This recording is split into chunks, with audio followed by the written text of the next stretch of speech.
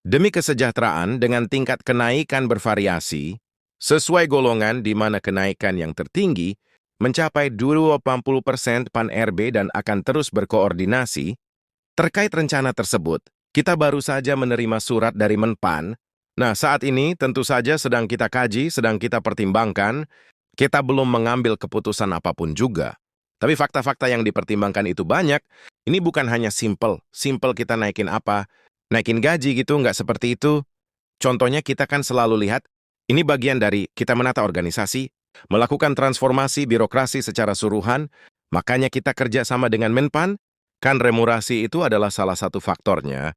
Satu elemennya kita lihat selalu, kinerja dan produktivitas dari ASN itu sendiri seperti apa, dan tentu saja kita juga melihat, dan nanti kemampuan fisik kita seperti apa, sangat lengkap, sangat detail, dan mencerminkan dan memberi kepada kita gambaran kondisi ekonomi Indonesia yang sesungguhnya cukup menjanjikan, cukup menenangkan kita di tengah tantangan global yang penuh ketidakpastian di mana terjadi perang dagang, perang ekonomi, terjadi persaingan keras untuk hegemon global, di mana di tengah tanda-tanda optimis bahwa konflik peperangan, base sudah bisa kelihatan, ada tanda-tanda dapat diselesaikan, muncul juga kondisi-kondisi, ketegangan di tempat-tempat lain.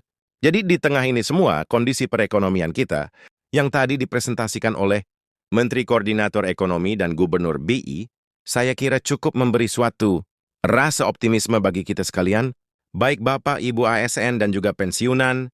Mudah-mudahan saya doakan teman-teman dalam keadaan sehat selalu, dan tentunya terus menantikan channel dan informasi dari kami dan kami ya Kakak Peng Walter terkait dengan kesejahteraan bagi Bapak, Ibu, pensiunan PNS semuanya. Baiklah, kita ada informasi yang pertama, membuat banyak dari mereka menunggu ya potensi pendapatan tambahan untuk keperluan sehari-hari, seperti yang diungkapkan langsung oleh Purbayayuri Sadewa dalam beberapa hari kemarin, pada saat konferensi pers di AFBN kita, bahwa Pamen menanggapi hal senada ya terkait dengan kenaikan gaji ASN tahun 2025 atau bahkan di tahun 2026, sebetulnya itu belum ada regulasi resmi yang mengatur perihal pencairan tersebut. Namun kalau kita lihat, dalam isu yang beredar itu, sudah termasuk ya dalam Perpres nomor 79 2025 yang ditandatangani langsung oleh Prabowo Subianto, ya sebagai Presiden Republik Indonesia, di mana dalam kebijakan tersebut ada kenaikan gaji ASN dan juga pensiunan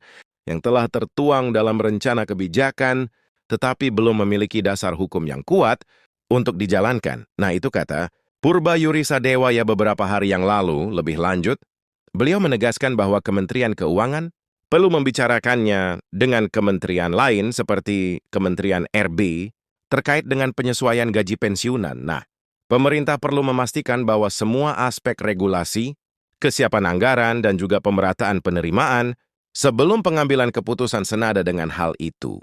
Peta Spain juga menegaskan bahwa hingga saat ini untuk kenaikan gaji itu termaktub ya dalam Perpres nomor 79 2025. Itu belum bisa direalisasikan karena beberapa hal ya. Mungkin Menteri Keuangan dalam hal ini sedang menghitung ya jumlah anggaran yang bakal terdampak ya. Dengan adanya kenaikan gaji SM tersebut, namun senada dengan hal itu, Kemenpan RB justru ya telah melayangkan surat langsung kepada Menteri Keuangan terkait dengan kenaikan gaji SN.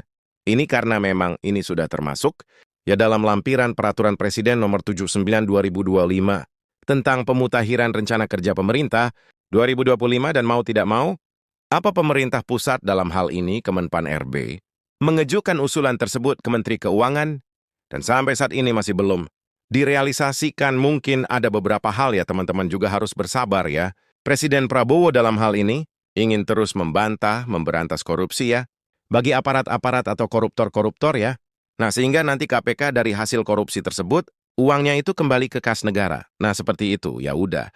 Mari mudah-mudahan tahun 2026 ini segera terrealisasi, karena kalau kita lihat dalam peraturan presiden ini, terkait dengan pemutakhiran RKP tahun 2026 ada 8 program, hasil terbaik, cepat ya, yang pertama, memberi makan siang dan susu gratis di sekolah, dan ini sudah berjalan, mungkin hampir 70 atau 80%. Selanjutnya, menyelenggarakan pemeriksaan kesehatan gratis, atau PKG ya, untuk menuntaskan beberapa penyakit ya, dan juga selanjutnya itu mencetak dan meningkatkan produktivitas, lahan pertanian dengan lumbung pangan desa daerah dan juga nasional, dan ini sudah dijalankan pula ya, dan juga membangun sekolah-sekolah unggur terintegrasi setiap kabupaten.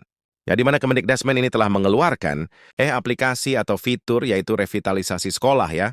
Dan ini sejalan dengan visi misi dari Prabowo Subianto yang ingin membangun 60.000 sekolah di 2026 ini. Sebagaimana pidato kemarin pada Hari Guru Nasional.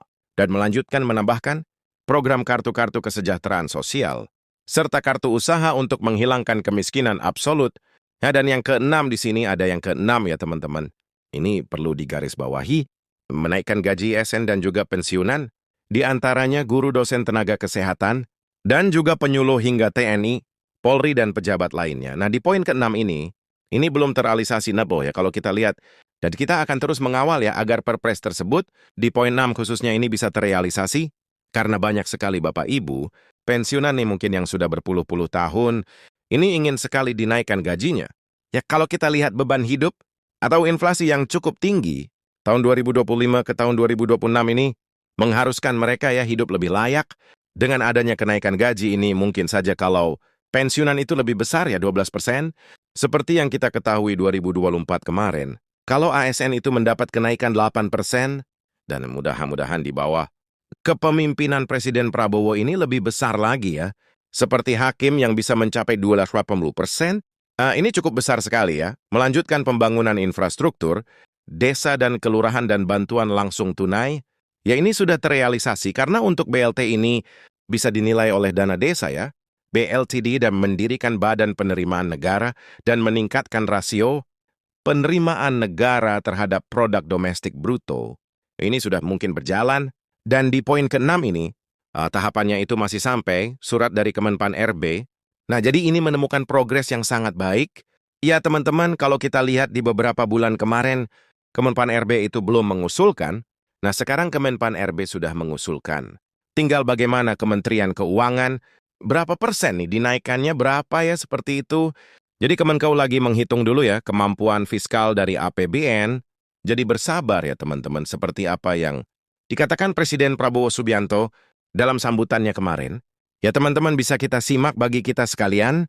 Saya sendiri sebagai Presiden Republik Indonesia, sebagai penerima mandat dari rakyat, saya merasa bahwa 1 tahun pemerintah dan yang saya pimpin, dan ternyata di akhir 1 tahun, kita telah membuktikan kepada seluruh rakyat Indonesia hasil-hasil nyata, prestasi-prestasi yang cukup bisa kita banggakan, dan ini adalah, saya katakan, ini adalah tadi sinergi, kerjasama, yang cukup baik di antara pengelola-pengelola perekonomian kita.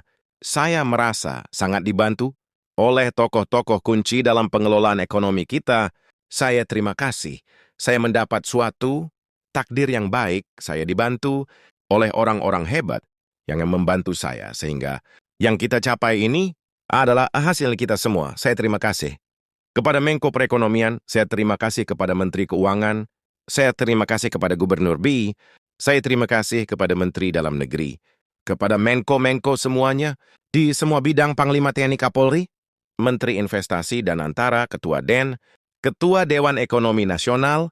Saya merasa hasil kerja sama kita sudah membuktikan kepada rakyat saudara-saudara. Saya terima kasih kepada Kepala Badan Gizi Nasional BGN. Kita sudah mencapai kalau tidak salah hari ini lebih dari 44.000 makan penerima manfaat anak-anak kita di seluruh Indonesia, ibu-ibu hamil anak-anak usia dini, tiap hari menerima makan, sudah 2 miliar meals, 2 miliar makanan, sudah kita produksi dan sudah kita sampaikan ke penerima manfaat. Saya kira ini prestasi yang cukup membanggakan.